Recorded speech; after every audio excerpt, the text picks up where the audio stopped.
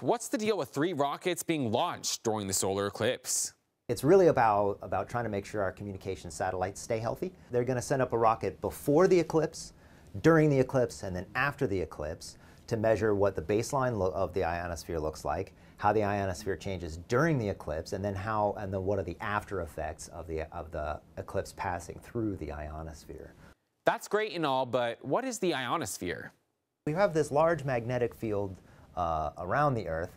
And what the magnetic field does is protects us from the solar wind. So the solar wind is a bunch of charged particles that are being blown off the sun. It's a bunch of naked protons that are being blown off the sun, and most of them are deflected away from the Earth. But from the light of the sun and the charged particles of the sun, they ionize some of the gas in the upper atmosphere.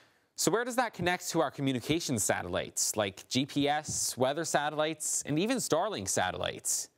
So what they're studying is when the shadow suddenly darkens part of that ionosphere, then it's going to change the ion content because it's blocking some of the particles, it's blocking the light, so it's blocking what ionizes the gas around the planet.